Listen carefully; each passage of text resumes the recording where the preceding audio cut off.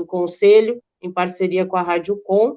A Thaís já está chegando aí, mas ainda com a câmera desligada, vamos aguardar um pouquinho. Logo em seguida ela já deve estar em condições de conversar com a gente. Bom dia, Thaís, e bem-vinda mais uma vez à Rádio Com, ao programa Contraponto. Bom dia, Vanessa, bom dia, Regis, bom dia aos ouvintes, espectadores da Rádio Com, que está no YouTube, está no Facebook, está em todas as plataformas do momento aí, e sempre, né, na 104.5 FM. Mais uma vez estamos aqui, né, para essa parceria profícua entre o CRP e a Rádio Com, que tem, né, como objetivo não só prestar alguns esclarecimentos para a categoria profissional dos psicólogos e psicólogas, mas também popularizar a psicologia enquanto ciência e profissão, né, aproximar a população, a sociedade da psicologia. E hoje a gente vai tratar de um tema muito interessante, que é o que a psicologia tem a dizer sobre as pseudociências, né? E para isso eu convidei a Lídia, que é minha colega lá na Unicinos, no PPG, né, no programa de pós-graduação da Unicinos, e que é uma pesquisadora, né, que a Lídia é mestre em psicologia clínica, ela cursa doutorado em psicologia clínica e também MBA em ciência da decisão na Unicinos, e é integrante do grupo de pesquisa, né, do núcleo de estudos em casais e famílias. Aliás, eu acho que a Lídia tem que vir outra vez, Vanessa, para vir conversar com a gente sobre a pesquisa dela, que é sobre a conjugalidade, sobre os casais, né, a relação dos casais com o dinheiro. Então, tipo, eu acho que esse tema aí também fica aí o convite para a Lídia aparecer num outro momento para conversar com a gente. Bom, então o tema de hoje é pseudociência e psicologia. E por que esse tema, né? Porque tem se ampliado esse debate. A gente vê aí, né, que houve uma integração de certas práticas pseudocientíficas no SUS, né? Teve aí a implementação dessas práticas integrativas. E o objetivo, né, dessa implementação de práticas integrativas no SUS e também até no judiciário, né, a gente também pode observar isso, o objetivo principal dessa integração foi dar um tratamento global para as pessoas, né, um tratamento de cuidado em saúde global, amparado nos princípios lá da Organização Mundial de Saúde, que preconiza, né, que a saúde global envolve a saúde física, a saúde social, a saúde psicológica e a saúde espiritual. Então, com base, né, nisso, se integrou algumas práticas chamadas práticas alternativas ou práticas integrativas dentro do SUS. Bom, a princípio, isso seria algo bom? Sim, porque poderia ser um cuidado integral em saúde para as pessoas, usando de alguns conhecimentos que não são científicos, mas que estão aí difundidos. Entretanto, o que a gente vem observando é que essa integração de práticas, ela não vem dialogando com a ciência, né? E a ciência, a gente sabe que, odiernamente, é a produção de conhecimento que tem aí um rigor metodológico, né? É a produção de conhecimento que tem o maior rigor metodológico para chegar à demonstração de alguns resultados. Então, né, o que é ciência? Ciência, a gente tem um objeto, né, que é bem descrito, um objeto bem definido.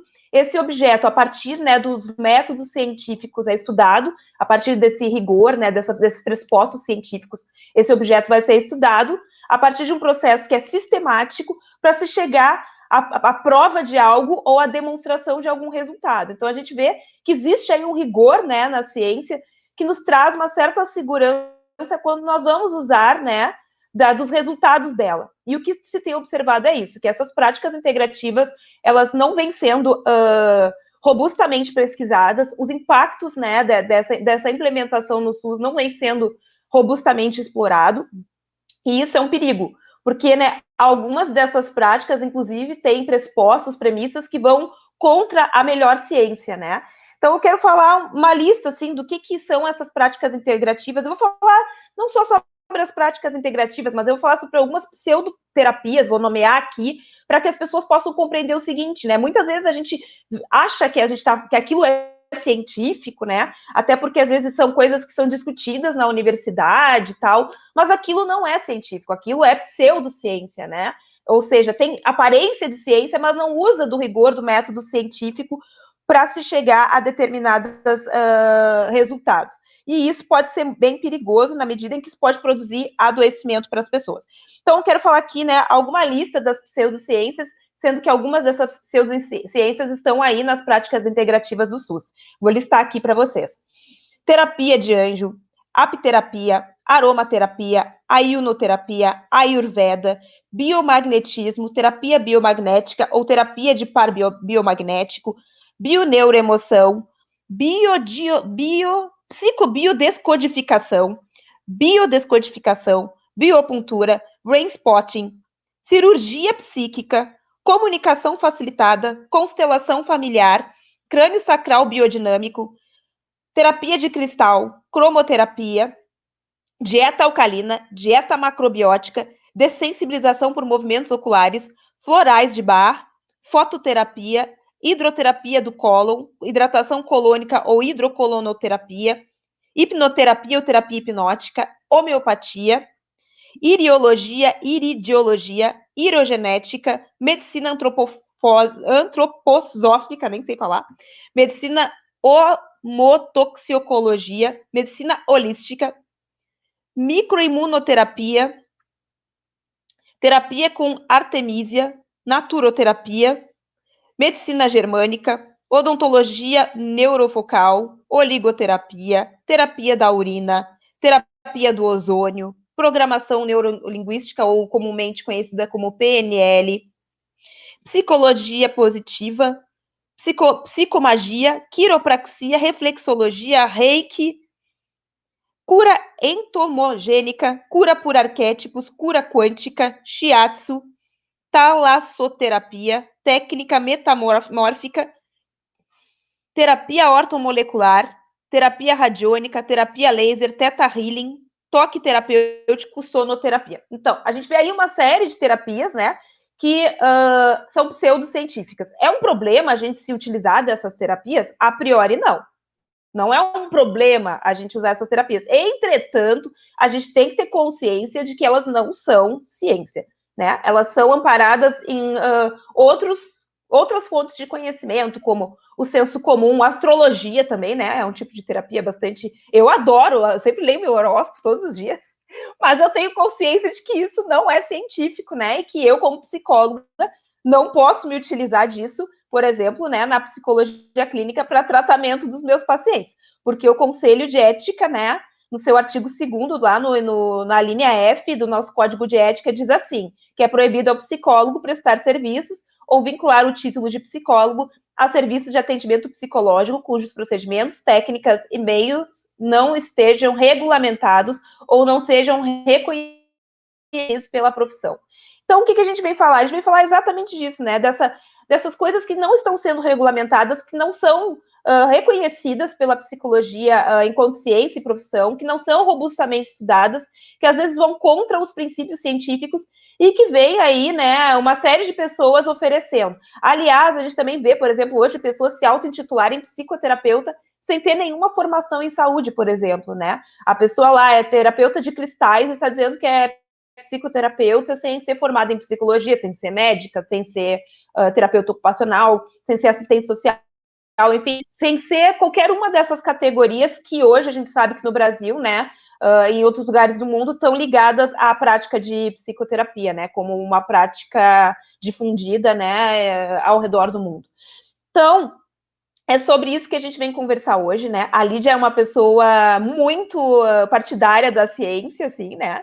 Ela defende bastante a ciência, e o que é muito legal, assim, por isso que ela né, foi a nossa convidada, e é uma pessoa que tem um aprofundamento teórico, né, e para falar disso. Então, a gente está falando disso, a gente não está fazendo uma crítica à pseudociência pela crítica, né, porque a gente sabe que toda boa ciência, ela parte da pseudociência, né, ela vai pegar alguns fatos e vai comprovar se realmente aquilo é ou não é, né? Toda boa ciência, ela parte da metafísica. Então, a gente não está falando mal da pseudociência por falar. A gente vai fazer uma crítica que é necessária de se fazer, porque há, hoje em dia, uma banalização, e essa banalização tem prejudicado a saúde das pessoas e o bolso, né, das pessoas, nós brasileiros, que pagamos tributos para que a gente tenha um atendimento de qualidade dentro de serviços de saúde, dentro do judiciário, enfim, um atendimento de qualidade fornecido pelo Estado. Aliás, a gente sabe que as pseudociências, né, essa implementação de pseudociências dentro do SUS, ela também dialoga com algum pensamento religioso dogmático, né? E a gente vê aí que tem aí uma relação, por exemplo, entre a implementação de pseudociências e aí algumas bancadas religiosas que estão aí no Congresso e tudo mais, difundindo, né, alguns dogmas, e ainda tem isso, né, a ciência ela não é dogmática, né, a ciência está sempre refutando tudo aquilo que ela prova, né, se aquilo deixar de ser bom, se aquilo deixar de ser útil para a sociedade, para a humanidade, a ciência não tem problema nenhum, né, de se desfazer, porque ela não é dogmática, que nem, por exemplo, a religião ou outras formas de saber. Então, é sobre isso que eu quero conversar com a Lídia. Fico muito feliz que ela aceitou esse convite, né? O convite é do CRP, mas também é um convite particular meu, porque a Lídia é uma amiga que eu quero muito bem. Então, Lídia, tá contigo a bola. Vamos conversar sobre, né, o que a psicologia tem a dizer sobre as pseudociências. Bom, primeiramente, então, bom dia a todos que estão aqui, todos os ouvintes. Eu gostaria de agradecer o convite, é uma grande honra poder estar conversando com vocês nessa manhã, né? Agradecer pessoalmente a Thaís pelo convite, também ao CRP e à Rádio Com pela oportunidade. Na fala da Thaís, eu já fui pensando algumas coisas assim, né? Até para começar esse primeiro momento da minha apresentação. E eu sou, então, psicóloga, né? Sou mestre em psicologia. Atualmente estou fazendo doutorado em psicologia clínica e também o MBA em ciência da decisão. Como a Thaís comentou, a minha linha de pesquisa é a relação entre a conjugalidade e o uso do dinheiro. No mestrado, eu pesquisei isso, no doutorado agora eu continuo estudando a nossa relação com o dinheiro, especificamente dentro desse contexto da família. E essa questão de estudar dinheiro, pensar dinheiro, foi me aproximando muito desse tema, dessa temática das pseudociências. Por quê? Porque uma coisa que a gente observa hoje é que existe um mercado muito forte envolvendo a ascensão de algumas práticas pseudocientíficas. E nós, enquanto pesquisadores, enquanto cientistas e trabalhadores da saúde mental, temos um compromisso ético de olhar para isso, problematizar essa realidade, né, e usar da base que nós temos dentro da nossa construção, que é a ciência, para questionar se isso está fazendo bem, se isso é positivo, se isso não é positivo, tanto para a nossa profissão, né, mas principalmente para a população, que se submete e muitas vezes é submetida a algumas dessas práticas. Como a Thaís muito bem colocou, a questão não é um problema a existência de algumas pseudociências. Até porque tudo que hoje é ciência, que nós temos hoje como com fortes evidências, em algum momento não foi ciência. Todo aquele conhecimento que é científico, ele é resultado de todo um processo. Né? Eu acho que é importante a gente diferenciar um pouquinho assim o que é pseudociência e o que é a protociência. Né? A protociência é tudo aquilo que ainda não passou pelo crivo dos protocolos científicos. Né? Como a Thaís colocou antes, né? O conhecimento que é científico, ele vem a partir da aplicação de um método específico, ele é resultado de evidências que são testadas por meio de uma série de protocolos muito específicos que nos garantem segurança de que a gente vá poder implementar determinada prática ou determinado protocolo em diferentes áreas do conhecimento. Mas nem tudo já nasce como ciência. Então as coisas, elas começam a aparecer, as temáticas começam a chamar a atenção, né? Nós começamos a perceber processos, mudanças e, olha, vamos testar isso aí, né? Isso é o que a gente chama de protociência, aquilo que ainda não tem não passou por todo o processo, que não tem o crivo dos protocolos científicos. Só que daí aí a gente começa a ter um problema, porque começam a surgir outras formas de conhecimento, dentre elas a pseudociência, que o que a gente pode pensar, assim, a gente pode definir pseudociência como um tipo de conhecimento que tem um caráter racional, existe uma base racional para explicar, mas não é possível Nós não conseguimos submeter a nenhum tipo de teste que demonstre que eles são falsos. Pseudociências são conhecimentos que carregam um teor, um discurso que nos parece científico, mas não é passível de testagem, ele não pode ser contestado. E aí nós temos um problema. Porque se nós não conseguimos testar, nós não conseguimos entender, principalmente falando agora em saúde mental, quais são os processos que acontecem dentro do mundo psíquico de alguém que se submete a determinada intervenção. Pode ser assim, ó, que não aconteça nada, mas pode causar muitos problemas. E aí que entra a nossa preocupação, enquanto pesquisadores de saúde mental, sobre essa ascensão da pseudociência dentro de práticas psicoterapêuticas. Porque isso pode causar muito risco para as pessoas que se submetem, porque nós não entendemos quais são os processos, nós não entendemos o que acontece, né, dentro da formação do indivíduo que passa por algum tipo de tratamento. E aí, dentro desse rol, a gente tem a também chamada ciência picareta. O que é a ciência picareta? É um nome até um pouco mais coloquial, assim. Mas a ciência picareta nada mais é do que um engodo, uma mentira. É algo que se apresenta com credenciais de ciência, que quer se amparar na autoridade da ciência para poder vender alguma coisa. Vender um produto, vender um serviço, com um argumento poderoso, mas que não tem base nenhuma. Nem toda ciência picareta é pseudociência. Muitas pseudociências são processos que ainda não passaram por experimentação, que são protociência. Mas toda ciência picareta é pseudociência. E aí a importância de nós trazermos esse debate, né, aqui para a nossa categoria de psicólogos. Acho que é super importante oportunizar esses momentos, assim, porque nós precisamos ter isso na nossa formação. Nós somos profissionais responsáveis pela saúde mental das pessoas.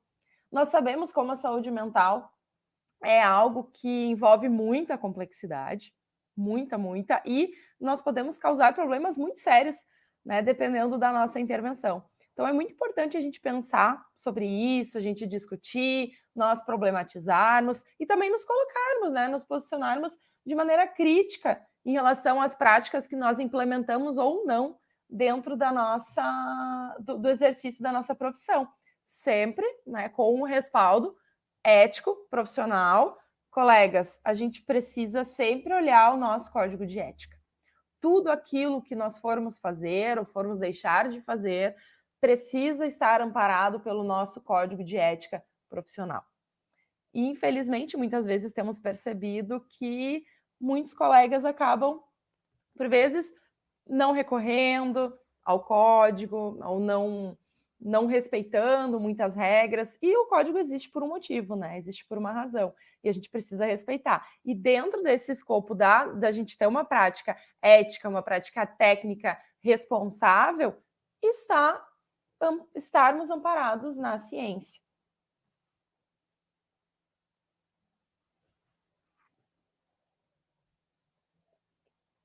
Uma coisa... Thaís. Ah, tá. Oi. O seu microfone estava desligado, querido.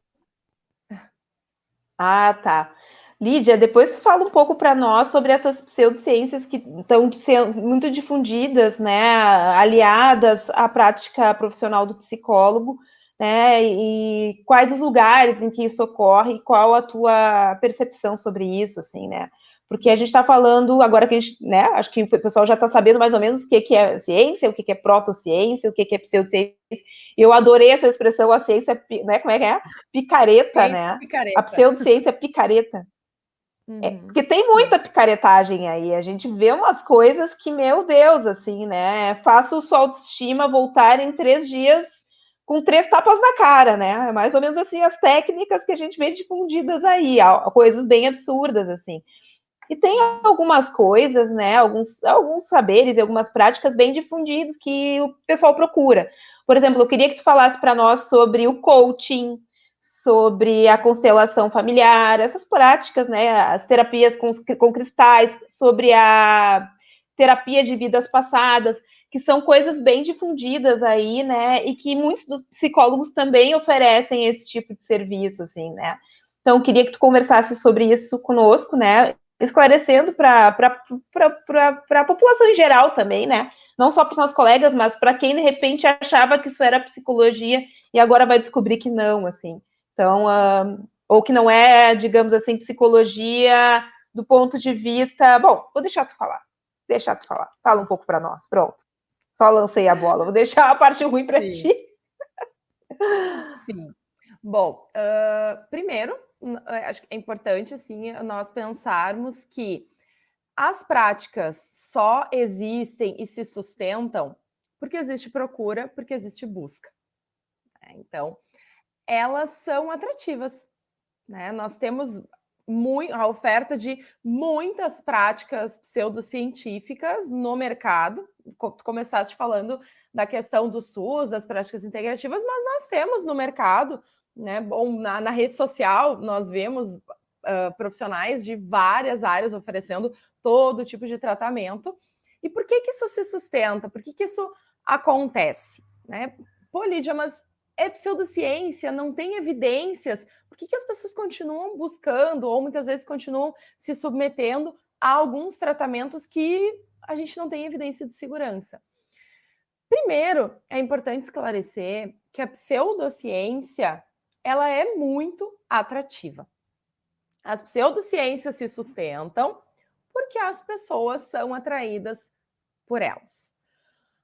Para a gente falar sobre pseudociência, a nossa relação com elas, a gente precisa falar um pouquinho sobre nós, sobre o ser humano.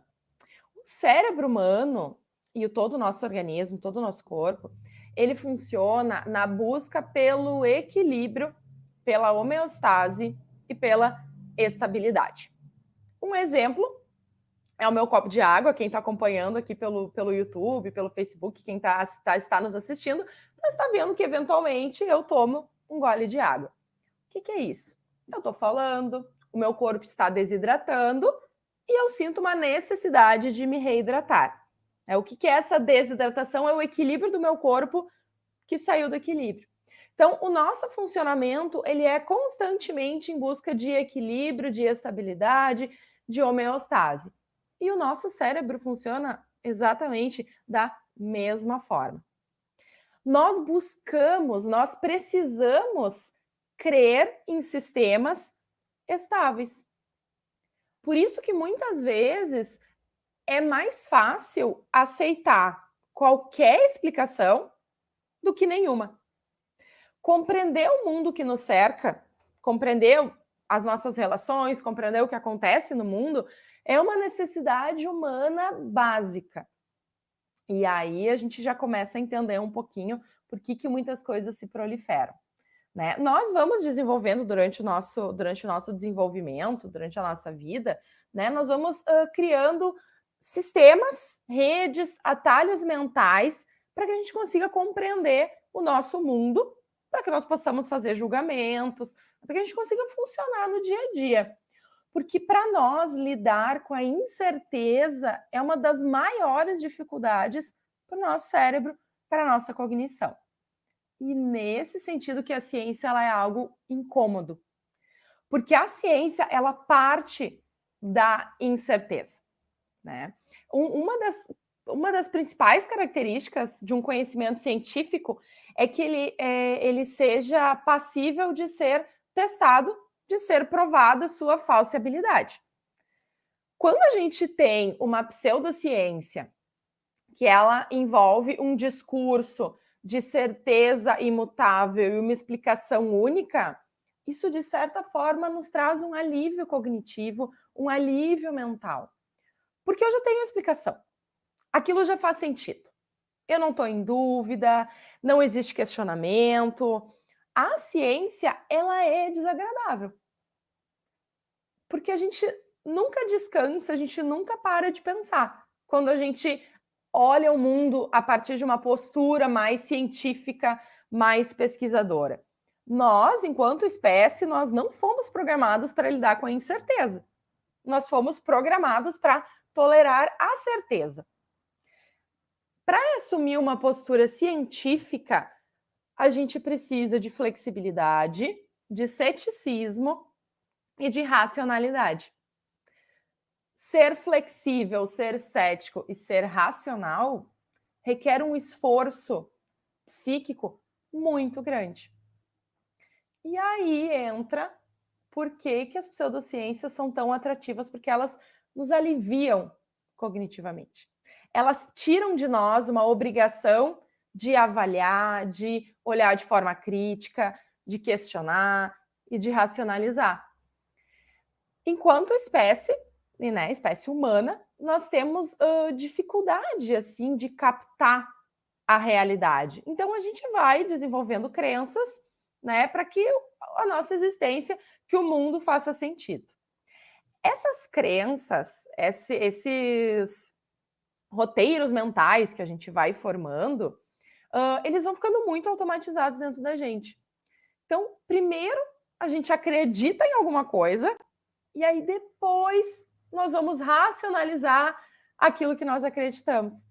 E as pseudociências entram dentro dessa questão. Eu vou acreditar que aquilo funciona.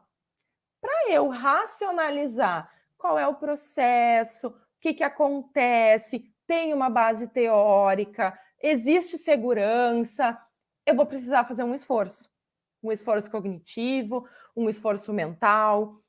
E se eu não tenho flexibilidade para fazer isso, se eu não tenho disposição para gastar essa energia, eu não vou fazer esse processo. E aí, muitas práticas, né, que a gente chamaria talvez práticas mais escusas, acabam criando atalhos e entrando, né, dentro desse nosso funcionamento e tendo sucesso. Eu também sou psicóloga clínica e uma coisa que eu falo muito, assim, converso muito com os meus pacientes dentro da clínica, dos atendimentos, é que nenhum comportamento, nenhum padrão de pensamento que nós desenvolvemos ao longo da vida e que se sustenta a longo prazo é por acaso. A gente só desenvolve, só sustenta algo que funcionou em algum momento. Então, a atratividade das pseudociências, ela não é por acaso. Casa muito bem com o nosso funcionamento psíquico, a maneira que a nossa cognição funciona. Por isso que nós precisamos falar sobre isso, nós precisamos questionar, precisamos debater, para incentivar as pessoas a assumir uma postura um pouco mais crítica, né? Tu trouxe alguns exemplos, assim, de algumas pseudociências, e eu acho que a gente pode ficar horas falando sobre várias, e são tantas que até é um pouco difícil de ter um discurso pronto, assim, sobre cada uma, né? Mas acho Lídia, que é importante... Oi. Não, Lídia, agora tu tá falando e eu tô vendo que o Regis tá dando umas risadinhas aqui e eu tenho certeza absoluta, assim, ó, vou abrir minha bola de cristal pseudocientífica porque ele tá pensando na cloroquina. Eu tenho certeza que ele tá pensando na cloroquina, que é, né? Que a gente sabe que existem muitas cloroquinas dentro da psicologia, né? Então, claro, depois você vai falar sobre essas cloroquinas, né, da psicologia. Mas a cloroquina é exatamente a questão dessa demonstração que tu faz para nós, né? De que houve ali em algum momento algum médico que disse que usou como tratamento, e isso nos acomodou, porque a gente estava num período de incertezas, isso nos acomodou, né, cognitivamente, e aí a gente fez toda uma racionalização para acreditar que aquilo funcionava, e tem até hoje, gente acreditando, e o pior, gente morrendo por conta desse tratamento prévio que não tem nenhuma evidência de eficácia, né? Então eu tenho certeza que o Regis está pensando nisso, que eu conheço o Regis, e ele já deu essa risadinha, acho que ele está louco para saber quais são as cloroquinas da psicologia que tu vai falar para nós agora. É isso, Regis, a tua risadinha? Também. Mas é que a gente, ao longo da vida, né, e vai capturando certas situações que são tranquilizadoras das pessoas. E é preciso considerar o cenário onde nós estamos fazendo, qual é o campo de observação e qual é o campo de percepção que a gente tem para examinar. As pessoas não vivem numa sociedade em que todos são iguais e que todos têm o mesmo acesso à ciência. Tem pessoas que nunca tiveram acesso à psicologia, têm acesso a outras, dá para usar uma expressão popular, bengalas existenciais, são aquelas possibilidades que a gente tem de segurar para seguir compreendendo o mundo com as suas complexidades. Então, quando vocês estabelecem uma visão psicológica racionalizada, isso aí já está excluindo, não intencionalmente, não é a vontade de vocês, é que isso está dado independentemente da vontade que eu tenho e que vocês tenham, que a audiência da Rádio Com tem. Então, isso esse tema, como diz a advogada Jaque Machado, que está aqui pelo canal do YouTube, ele é extremamente sedutor, porque numa sociedade tão desigual, no acesso a compreender o mundo, tu não ter psicologia ou ter faz uma diferença extraordinariamente grande. E tem pessoas que não têm esse acesso. Como é que elas vão se defender, entre aspas, do mundo? Elas têm que ter alguma coisa onde se agarrar e se... Agora, tem que ter uma mediação ética disso aí, porque tem muitas pessoas que podem ser manipuladas justamente por recorrerem a várias formas de suportar as dificuldades de interpretar a vida. E certamente que a cloroquina, nesse momento, é uma delas. E o cidadão que está na presidência da República não se pode dizer que ele não teve acesso a determinados níveis de conhecimento que a grande maioria do povo brasileiro não tem. E ele, mesmo tendo, ele usa, mas ele usa para manipular, ele usa para falsear a compreensão da realidade. Mas eu queria fazer só essas observações, porque eu fui estimulado pela Thaís e eu gosto desse tema, embora não tenha, evidentemente, a compreensão técnica e científica que tu e a Lídia têm, Thaís. E aproveitando a deixa, Regis, a Jaque voltou aqui e faz um questionamento, e quem sabe a Lídia já possa também esclarecer essa questão. Ela diz o seguinte: a questão da constelação familiar é algo que me intriga. Como é possível a disseminação de uma prática sem qualquer validação científica? Como a entrevistada vê essa questão? Tá, bom, vou responder ao questionamento da Jaque, né? Mas acho que vou também complementar a fala do Regis. Concordo com a tua colocação, né? De que nem todos nós temos o mesmo acesso, né? Muitas pessoas vivem em situações de vulnerabilidade dos diferentes níveis, em diferentes âmbitos da vida, e é aí que entra o nosso compromisso ético e o nosso compromisso social enquanto psicólogos. É nosso compromisso fazer com que isso chegue nas pessoas e olhar o contexto. Eu até tinha deixado um pouquinho mais para o final da minha fala a questão de falar um pouco sobre a prática baseada em evidências, depois a gente pode voltar, mas uma das características, né, uma das premissas da gente executar práticas baseadas em evidências tem também a questão de olhar o contexto do paciente, o contexto da pessoa. Então, a ciência, ela não é algo que é duro e algo que é descolado da realidade. Isso é uma visão mais mecanicista de outros momentos, né? Uma epistemologia científica que a gente chama, que já foi ultrapassada. Então, hoje, uma postura científica, ela precisa levar em conta a complexidade e a contextualização. E quando nós falamos sobre seres humanos, nós falamos sobre subjetividade. Então, é nosso papel considerar isso, considerar as deficiências, considerar as necessidades, a vulnerabilidade, e iniciativas como essa, aqui da rádio, do Conselho, são essenciais para aproximar as pessoas, para fazer com que as pessoas tenham acesso. Uma discussão que nós temos muito na pós-graduação é o nosso papel de popularização da ciência enquanto pesquisadores. E aí eu faço uma meia-culpa da nossa categoria também, que nós estamos acostumados a fazer ciência, produzir ciência dentro da sala de aula, dentro do laboratório, E o conteúdo e o conhecimento que nós produzimos, muitas vezes, ele fica entre nós. Nós ficamos trocando entre os experts. E será que isso é benéfico para a sociedade? Será que essa nossa postura científica excludente, ela está contribuindo para que a gente construa uma sociedade mais justa, mais igualitária, com intervenções que sejam efetivas? Será que o nosso trabalho está possibilitando o acesso das pessoas a esse conhecimento que nós defendemos tanto? Muitas vezes não. Então, faz parte de todo um processo, inclusive o processo de formação dos psicólogos lá na graduação, primeiro, segundo semestre da graduação, trazer a importância da ciência, mas trazer também o nosso papel social e o nosso papel de popularizar essa ciência. Porque não adianta a gente apontar o dedo ou condenar alguém que recorre a alguma prática se a pessoa não tem conhecimento nenhum.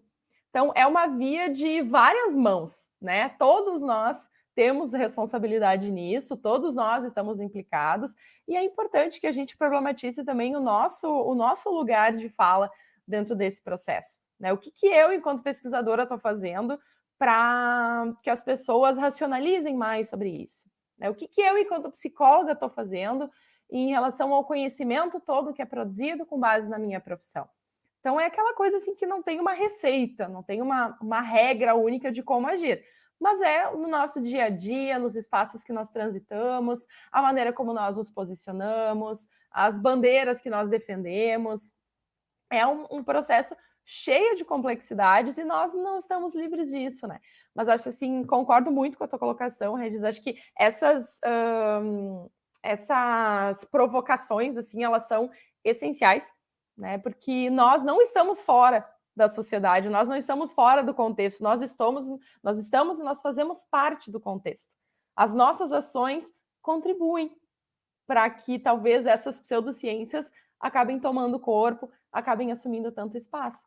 Então, acho que estamos começando a viver um momento de que as pessoas, principalmente os pesquisadores, estão se implicando mais nisso e nós estamos vendo que nós precisamos assumir espaços que antes não assumíamos.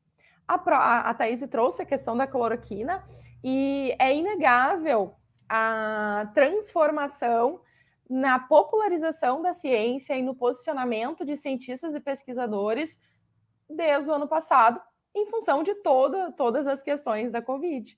Né? Só que, assim, precisou uma pandemia mundial que matando assim, milhões de pessoas para que nós nos mobilizássemos e saíssemos dos nossos laboratórios. Então, é uma reflexão que eu faço, eu, Lídia, enquanto pesquisadora, me faço diariamente. Né? O que eu estou fazendo para defender isso que eu acredito, né? Esse valor científico que é algo tão caro para mim. Então, nós nunca podemos perder essa capacidade de se questionar. Nós, cientistas, costumamos questionar o conhecimento, questionar o outro, questionar os processos, mas nós também precisamos nos questionar. E isso vem muito de assumir uma postura científica em relação à vida. Eu sempre falo que eu sou uma pesquisadora psicóloga, porque antes de ser psicóloga, eu sou pesquisadora. E a questão de ser pesquisadora é a forma como eu me coloco em relação ao mundo, como eu vejo o mundo, como eu entendo os processos, como eu me posiciono, como eu penso. E seria acredito que nós viveríamos em um mundo muito mais positivo e justo, de várias formas, né? Se todos nós fôssemos um pouquinho mais pesquisadores, um pouquinho mais questionadores, não tivéssemos tantas certezas imutáveis, mas perguntássemos mais, questionássemos mais, né? tivéssemos uma postura mais crítica, mas isso é uma construção que vai sendo feita. Deixa eu ver ali a pergunta da Jaque, né? A questão da constelação familiar. Bom, como eu falei, né? Eu sou pesquisadora, então eu tenho muito mais dúvidas e perguntas do que certezas. Não tenho como te dar uma resposta definitiva e dizer esta é a verdade, mas nós podemos pensar sobre vários fatores que envolvem a questão das constelações familiares especificamente. Eu não sei se todos vocês já viram na internet ou em algum lugar que quando eu já vi em vários sites, assim, que quando está escrito constelações familiares, do lado, assim, tem uma marquinha de copywriting, uma marquinha, assim, que é uma marca registrada. E isso a gente já pode começar a pensar que existem vários interesses em relação a isso, né? Tem muitos interesses econômicos, né? Porque é uma prática que, enfim, gira muito dinheiro. No sistema judiciário, especificamente, a gente pode pensar que eu faço parte de um grupo que pesquisa relações familiares e as constelações familiares acabam sendo usadas dentro do sistema judiciário muito em várias de família e para resolver problemas envolvendo conflitivas familiares. E nós sabemos que problemas familiares são complexos, não tem resoluções simples. Terapia de família, muitas vezes, leva anos para resolver ou melhorar alguma questão, alguma problemática. Então, acaba sendo mais fácil para o próprio sistema judiciário ter uma solução fácil, uma solução definitiva. Tu vai ali, tu faz uma sessão, tu dá uma resposta, tu não precisa fazer todo um processo de mediação, né? Tu não precisa envolver, talvez, muitas outras pessoas. Acaba sendo uma receita muito fácil, uma receita muito simples. E tudo aquilo que é fácil, que é simples, que dá uma resposta que parece resolutiva de uma vez, é atrativo. A constelação familiar e qualquer outra pseudociência que teve uma grande disseminação, mesmo sem ter validação científica, ela se dissemina por aquilo que eu falei, porque é atrativo. É muito fácil tu ter uma resposta que o teu problema hoje de relacionamento com determinada figura familiar se dá por algo que aconteceu lá atrás, numa experiência de adolescência da tua mãe.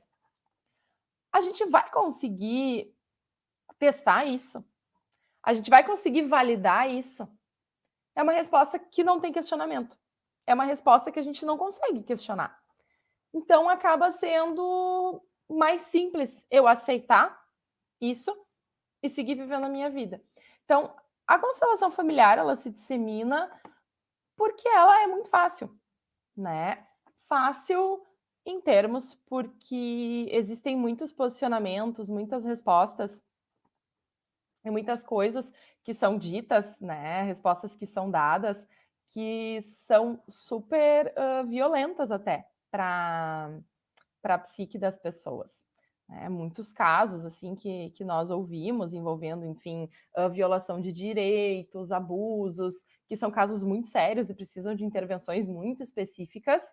Dentro de algumas práticas acaba se dando uma resposta muito simplista e uma resposta que refaz essa violência, assim. Então, é uma seara complicada, é um ponto, assim, que nós precisamos ter muito cuidado, nós precisamos ser muito críticos e nós precisamos avaliar muito. Uma coisa que eu sempre falo, e que eu tenho falado muito nesse último ano de pandemia, quando surgem esses assuntos todos envolvendo as complicações de Covid, as respostas simples e rápidas e fáceis, é que não existem soluções simples para problemas complexos. Quando a gente adota essa perspectiva, a gente consegue ficar um pouco mais tranquilo sobre não achar respostas. Tem muitas coisas que nós não vamos achar respostas. E tudo bem muitas vezes não achar respostas. O grande processo é buscar essas respostas. Mas nós, enquanto espécie, não estamos programados para isso. Nós precisamos de equilíbrio, nós precisamos de segurança, nós precisamos de resposta. E aí é um processo que, em psicoterapia, a gente consegue trabalhar, né? Essa tolerância ao mal-estar, tolerância à incerteza. Deixa eu ver se tem... Lídia, tem mais uma questão aqui para ti, ou para a Thaís, enfim, vou só trazer a questão daí, Thaís, se tu quiser complementar alguma coisa e depois a Lídia responder, porque a psicóloga Laura Matos, ela retorna aqui e fala o seguinte: mas e a psicologia positiva? Fiquei intrigada. É pseudociência apenas por ter evidências fracas? Ela faz esse questionamento. Tá. Pois é, então, exatamente isso, né? Algumas práticas que são difundidas, elas não têm uma evidência robusta para a gente ter alguma certeza sobre elas, né? E eu acho que é bem interessante, é claro, eu vou deixar para a Lídia aprofundar essa pergunta, né, em relação que a colega fez, mas eu quero trazer uma coisa que ocorre nas constelações familiares, que ocorrem em algumas encontros de coaching, que ocorre também dentro de algumas práticas religiosas, né? Que, digamos assim, que dentro da psicologia de orientação analítica se chama de catarse e tal.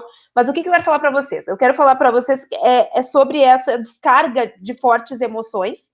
Porque, assim, ó, acontece alguma coisa dentro da constelação familiar? Sim, acontece. Pode acontecer, né? Essa descarga, né, de fortes emoções que é amparada aí por uma, digamos, uma forte atenção naquilo que está acontecendo, né? Daqui a pouco a gente está operando de uma forma, digamos assim, que a gente não está acostumado a operar, porque a gente geralmente está operando num plano que é mais consciente, assim, né? Então pode acontecer da gente operar de outras formas que a gente não está acostumado e aquilo nos causar um impacto muito grande, assim, né? Como se fosse algo muito novo para a gente. Então, a gente vê, por exemplo, isso em algumas práticas de coaching, a gente vê isso também dentro de algumas sessões de constelação familiar, a gente vê isso dentro do êxtase religioso, né? Lá nas giras de Umbanda, lá na Igreja Universal, né? Onde as pessoas entram numa, digamos assim, né? Num momento de êxtase, né? Então a gente vê que alguma coisa ali pode acontecer e que isso mexe com as pessoas. Entretanto, isso não é cura, né? É isso que eu acho que fica uma confusão, assim, né? Porque as pessoas falam dessa descarga de emoções como algo que fosse curar o indivíduo. Na verdade, esse processo, isso que acontece é um band-aid numa ferida grande, assim, né? Mas aí, não, acontece que eu tô, de repente, tem uma descarga de emoção lá numa constelação familiar, nunca tive um funcionamento desse jeito, acho isso algo da ordem do milagre, da ordem do mágico, né? Me fico muito surpreso e começo a acreditar piamente nos resultados da constelação familiar, porque eu tive uma descarga emocional forte, como acontece, por exemplo, dentro da igreja, ou como acontece dentro né, do coaching, ou como pode acontecer até dentro de uma sessão terapêutica, né? Por exemplo, se a gente está num certo grau de relaxamento dentro da sessão, a gente também pode ter, né, a partir de certas técnicas, né, pode aprofundar a pessoa num certo grau de relaxamento, onde ela pode ter uma forte descarga emocional, mas isso não é cura, né, porque eu acho que uma das coisas que fica, né, da constelação familiar que torna ela atrativa é exatamente, talvez, esse aprofundamento e esse relaxamento, que é um estado psíquico que as pessoas não estão acostumadas e que causa um grande impacto, assim, né? Então, eu quero só fazer esse assinalamento de uma das coisas que faz a constelação familiar e o coaching serem tão atrativos e sedutores, assim, né? Mas que isso, por si só, não é cura, né? É uma descarga emocional. Então, né, que a gente não aceite curas milagrosas para coisas difíceis, né? A gente não cura a depressão numa sessão. A gente não traz amor próprio em 3 dias, né? A gente não consegue promover um encontro familiar, né, que as pessoas consigam fazer trocas significativas, que as pessoas possam se entender, né, num único encontro, né. Outra coisa, a constelação familiar também parte de pressupostos de rigidez em alguns papéis, e que isso pode ser adoecedor, né, os pressupostos teóricos dela, né, não, que as coisas vão mal quando cada um de nós não está ocupando determinados papéis na família. Tá, mas existe aí uma multiplicidade, uma diversidade de famílias, não existe a família, existem as famílias, existem os modelos familiares, né? E que daqui a pouco esse enrijecimento, né, sobre o que é família pode ser prejudicial à saúde, né? Mas, de qualquer maneira, vou passar para a Lídia. Lídia, fala então para nós sobre esse questionamento da colega, né, da Laura, sobre as evidências científicas, né? Psicologia positiva tem pouca evidência. Então, como é que fica isso, né? O que a evidência científica tem a ver com as nossas práticas, né, enquanto psicólogos, né? E com os nossos aperfeiçoamentos, com os nossos estudos. Acho que é bem importante. A pergunta foi pontual, assim, uma pergunta super interessante para, né, elucidar algumas coisas aqui. Sim, para nós continuarmos pensando, né? Essa questão da pseudociência, até como eu pontuei ali no início, a gente precisa ter um pouco de cuidado, porque muita coisa, como eu falei, muita coisa que hoje é ciência já foi pseudociência. A questão da pseudociência pode ser uma protociência, que ainda não tem evidências. A psicologia positiva está em processo de evidências, então ela ainda não apresenta uma consolidação teórica com evidências para que a gente tenha extrema segurança na utilização. Quando nós formos falar em evidências, é importante ter em mente que existe um nível hierárquico de segurança das evidências científicas. E esse é um processo científico que o conhecimento passa, né? Por exemplo, no nível mais baixo, existe até uma pirâmide das evidências. Se vocês quiserem depois buscar, até colocando no próprio Google, vocês conseguem encontrar, né, a pirâmide de hierarquia das evidências científicas. Existem níveis diferentes que vão nos dar mais ou menos segurança para confiar nos resultados. Estudos que são observacionais, relatos de caso, que é aquela coisa assim de eu observei que o meu paciente teve melhora quando eu usei a intervenção tal. Eu atendi uma pessoa que sofria de tal condição psíquica e eu utilizei tal e tal ferramenta e eu observei que teve melhora. Isso é uma evidência muito fraca, mas nos aponta, acende uma luzinha e diz, vamos pensar que talvez existe alguma coisa aí. Nos chama a atenção. Mas não é uma evidência que me dá segurança para falar para todos os colegas, quando o paciente tal tem tal questão, tu usa tal e tal ferramenta, tu faz tal e tal intervenção, porque comigo funcionou. Acima disso, nós temos o que nós chamamos de estudos de caso controle, né, que são testagens. Nós fazemos testes observando algumas pessoas que são submetidas a determinada intervenção com outras que não são. Nós vamos acompanhando melhor esses processos. E aí, acima dos estudos de caso, nós temos o que nós chamamos de ensaios clínicos randomizados, que a escolha das pessoas que participam do estudo é aleatória, né? Nós temos alguns critérios para separar as pessoas em diferentes grupos. Temos revisões sistemáticas, que são revisões da literatura, é olhar o que tem de conhecimento produzido em relação a esse tema, fazer uma revisão e fazer uma síntese de forma sistemática. Também existe uma série de procedimentos que precisam ser seguidos. E o topo da evidência científica em nível de confiabilidade é o que nós chamamos de meta-análise, que são revisões sistemáticas com avaliação estatística. É um tipo de revisão sistemática que se fazem também testes estatísticos para avaliar o quão confiável ou não é determinado conhecimento. Só que se a gente for pensar, para que a gente chegue no topo da evidência, que nos dê muita confiança nos resultados, nós precisamos ter percorrido um caminho muito extenso. Nós precisamos ter tido muitos estudos observacionais que chamassem atenção para que talvez, vamos fazer um experimento, vamos fazer um estudo de caso controle, né, dessa situação. Olha, os estudos de caso estão mostrando resultados interessantes. Vamos fazer um ensaio clínico randomizado. Nós temos vários ensaios clínicos randomizados. Fazer uma revisão sistemática, então, vamos reunir todo esse conhecimento. E isso leva tempo. Isso é construção.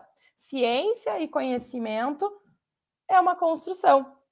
E aí, se a gente for pensar em várias áreas emergentes hoje, dentre elas a psicologia positiva, está em um caminho. Estão se construindo evidências. Uma coisa que eu acho que é importante ficar claro, assim, não é porque uma coisa ainda não tem um nível de evidência muito, muito forte da meta-análise, por exemplo, que é algo errado e que nós precisamos automaticamente descartar. Não, nós precisamos contextualizar, nós precisamos olhar, entender e avaliar. Existe risco, não existe risco? Qual é o caminho de construção desse conhecimento? Então, a postura científica do profissional de psicologia, ela demanda muito investimento, muito estudo, muita pesquisa. Por isso que, às vezes, é mais simples nós adotarmos uma postura mais baseada em práticas pseudocientíficas, né? E também porque é mais rápido, é mais fácil e acaba chamando muito mais atenção, porque oferece resultados mais rápidos. A Thaís comentou ali antes a questão de coaching, né? Eu acho que esse é um assunto que é super polêmico entre psicólogos e na população em geral, porque, assim, o coaching em si, a prática do coaching, é uma prática séria, é uma prática que traz resultados, é uma prática importante. Existem muitos profissionais sérios que são coaches, né, que fazem coaching. Porém, o coaching ele é específico para alguns contextos. Contexto de orientação e reorganização dentro de organizações, né? O coaching ele é muito efetivo dentro do contexto profissional. Aí a gente não pode pegar uma técnica e uma prática que ela é resolutiva, ela é direta, ela é curta e tentar transpor isso para resolver problemáticas da saúde mental. O problema não é o coaching em si. O problema é o que as pessoas querem fazer se intitulando coaches. Né? O coaching ele é muito baseado numa lógica de treinamento e de desenvolvimento de habilidades. A gente não pode pegar isso e transpor para a saúde mental e achar que eu vou me treinar para ter mais saúde mental. Que é só eu desenvolver uma habilidade aqui, uma habilidade ali, que eu vou resolver o meu sofrimento mental.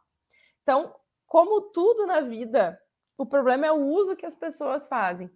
Então, existe hoje até uma certa demonização, assim, do coaching, tanto que tem muitas pessoas... Pela banalização, né?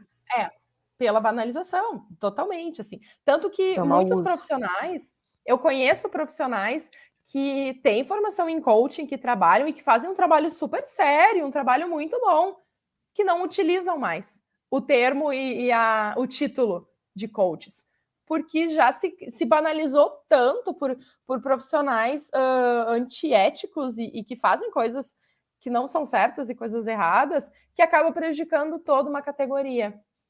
Um fenômeno que eu tenho observado muito, e aí vem muito da ascensão da presença de profissionais de saúde mental nas redes sociais, que é outro problema também, assim. Eu falo problema porque eu costumo olhar para tudo de uma forma hipercrítica. Então, a presença de profissionais de saúde nas redes sociais também é algo que tem nos chamado a atenção. E o que a gente tem percebido? Essa banalização do coach, do termo coach, do título coach, chegou em um ponto que agora a moda não é mais dizer eu sou coach de lifestyle, eu sou coach de vida, é usar o título de mentor. Não, eu sou mentor de saúde, eu sou mentor de determinada coisa. Então, isso é algo também que vai nos chamando a atenção, a gente observar esses ciclos assim, né? A psicologia, enquanto profissão no Brasil, existe há mais de 50 anos. Ela vem se transformando, né? ela vem acertando, vem errando, mas tem uma base sólida. Todos esses outros movimentos que a gente vê hoje, que são movimentos mágicos, rápidos, a ascensão e a queda deles é muito rápido. É a nova moda que vai vir resolver todos os problemas e em breve já decai. E a gente precisa estar atento a isso. A gente precisa observar esses processos e entender, poxa, mas o que está acontecendo que tem tanta mágica e tanta solução mágica que aparece e não dura, né? Aparece e não se sustenta. Eu queria falar um pouquinho sobre essa questão de por que muitas vezes essas novas terapias, elas acabam dando essa sensação e essa impressão de que, mas funcionou comigo. Mas eu participei lá, eu fiz constelação e para mim funcionou, foi muito bom. Eu fiz sessões de cristais lá enfim, não conheço, mas Dando um exemplo, fiz uma sessão de cristais magnéticos quânticos e para mim foi muito bom, para mim resolveu. A própria psicologia e o estudo, e aí a Thaís tem muito mais propriedade que eu para falar, porque é a área de pesquisa dela, é o grupo de pesquisa que ela faz parte, né? Mas que é a psicologia que estuda os estudos de processo dentro da terapia, os estudos de processo e resultado. Né? Estuda o que acontece ali dentro da sessão de psicoterapia que faz com que as pessoas tenham um determinado resultado. E quem vai nos dizer isso é a ciência. O que a gente percebe, assim, né? O que a gente pensa, a gente pode pensar e pode se questionar quando muitos pacientes, muitas pessoas acabam relatando um grau de satisfação, assim, e percebem melhora nos sintomas, melhora no bem-estar, né? Acabam observando uma melhora na sua qualidade de vida ao se submeter a algumas intervenções e alguns tratamentos. Quando a gente vai olhar para o processo de psicoterapia, existe uma proposição teórica, né, que fala em três momentos, né, três indicadores de mudança dentro do processo de psicoterapia. A gente tem a consolidação inicial da ajuda, né, que é aquele primeiro momento, onde se consolida, então, o vínculo, a ajuda, que a pessoa passa por diferentes processos, né, que é, bom, aceitar que eu tenho um problema, aceitar os meus limites para dar conta desse problema, entender que eu tenho necessidades que eu vou precisar resolver, eu vou aceitar um terapeuta e vou acolher um terapeuta como um profissional competente que pode me ajudar. Isso me dá esperança de melhora. Eu começo a observar a minha vida hoje, começo a questionar as minhas formas de entender o meu comportamento, começo a questionar a minha posição e a forma como eu me coloco diante das situações, expresso e desenvolvo de uma forma clara para mim a necessidade de fazer uma mudança e eu reconheço que eu tenho uma participação nos meus problemas. Isso é que a gente chama da primeira fase, essa primeira etapa do processo de mudança, né? Que é a consolidação inicial da ajuda. O que acontece? Muitas dessas pseudoterapias, das pseudociências, intervenções, elas param aí. Então, a pessoa se dá conta que tem um problema, ela percebe que ela não consegue lidar com isso, ela busca alguém para ajudar, isso traz esperança e acaba trazendo melhora de bem-estar, né? A própria questão do vínculo, de sentir que tem alguém ali te olhando, de tu perceber que existe um profissional que está preocupado com a tua melhora, preocupado no sentido de estar investindo tempo, estar ali para ti. Tudo isso gera bem-estar, gera melhora, gera acolhimento. Mas a nossa questão é o quão sustentáveis são esses resultados. A longo prazo, será que realmente existe um processo de mudança? Na maioria das vezes, não. Na maioria das vezes, essa mudança, ela para aí. Ela para ali nesse primeiro momento. Um exemplo que eu uso é o exemplo da gaveta. Imagina que, bom, agora está começando o inverno, né? Muitas pessoas, às vezes, dividem o armário entre roupas de verão, roupas de inverno. E aí agora chegou a vez de fazer a mudança. Eu vou ter que tirar as minhas roupas de inverno que estão lá na gaveta e vou ter que reorganizar o meu armário aqui para elas ficarem mais acessíveis. Com muitas práticas pseudoterapêuticas, funciona assim. Eu vou lá, eu abro o meu armário, eu tiro tudo para fora e deixo ali. Não arrumo. Não coloco de volta. Não faço uma seleção, não vejo o que eu ainda vou usar, o que ainda me serve, o que eu posso doar. Não. É simplesmente tirar Vai requerer tudo tempo. pra fora. Oi? Vai requerer tempo essa arrumação, né? Mas se a gaveta tá apertada, na hora vai dar uma aliviada, né? Sim. Mas e aí, será que nem o paracetamol. Se eu tô com febre, tô com uma pneumonia. Se eu tomar um paracetamol, baixa a minha febre, eu vou me sentir melhor, mas eu não tô curada da pneumonia. Né? Fazendo uma analogia, assim, né, com os problemas físicos da gente. Eu preciso de um tratamento mais prolongado para curar a minha pneumonia, né? Então, claro, vai me melhorar se eu tomar um remedinho para febre, mas não vai promover a cura que é necessária. E é o que acontece, né, Lídia, nas sessões de coaching, desse coaching, não estou falando do coaching enquanto uma prática né, usada de forma ética, uma técnica, né? Porque o coaching é uma técnica, né? Mas estou falando dessa picaretagem que a gente vê, ou que ocorre, por exemplo, nas sessões de constelação familiar, né? Esse alívio do primeiro momento, tal, ou, né, que às vezes é até confundido com certo êxtase religioso, umas coisas assim. Mas, sim. Sim. E que é tirar tudo para fora da gaveta. Né? E aí a gente tem... Isso pode representar riscos para a nossa saúde mental. E riscos que muitas vezes não se questiona, porque isso pode afetar negativamente a saúde, porque a gente pode estar mexendo em coisas que não vai ter um amparo adequado para lidar. Um risco que acontece muito, assim, é muito sério, é que muitas dessas pseudoterapias, elas são utilizadas de forma substitutiva a tratamentos convencionais.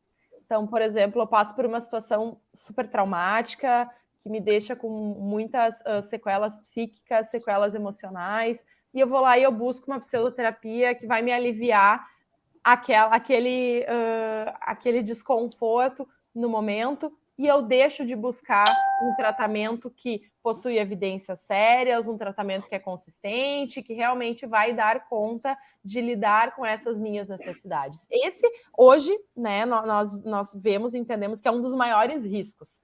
É a pseudoterapia como condição substitutiva àquilo que possui evidências.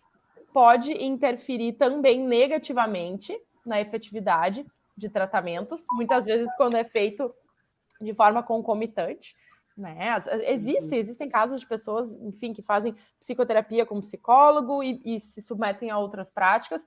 Muitas vezes são de ordens diferentes. Existem muitas práticas também que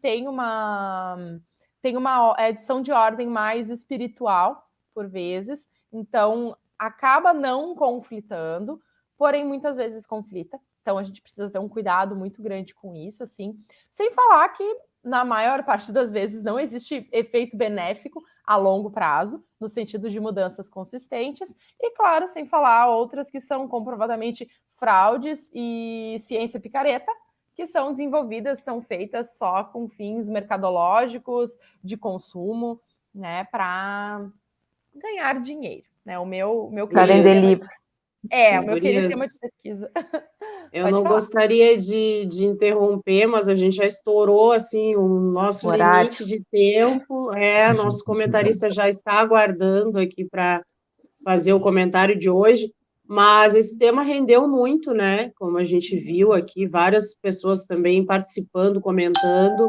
E, obviamente, que é um tema extremamente complexo, né? E que a gente poderia passar um bom tempo conversando sobre isso. E já fica aí, então, o convite para a Thaís, junto com a Lídia, que numa outra oportunidade a gente faça esse programa edição 2, né? Porque eu nem consegui conversar com vocês, mas eu tive várias experiências como usuária de terapias alternativas e também depois de terapia psicológica, então eu tenho uma concepção bem crítica em relação à diferença mesmo que existe na vida da gente, né, e realmente numa construção de aprimoramento, aí, enfim, em relação a essas desses dois usos, né? Enfim, mas vamos deixar esse papo para outro dia, porque infelizmente agora não temos mais tempo, só nos resta agradecer muito a presença de vocês duas aqui no Contraponto, porque esse programa foi de fato muito rico aqui para todos nós. Bom dia para vocês e até um retorno. Muito obrigada, gente. Obrigada pela oportunidade. Agradeço o espaço.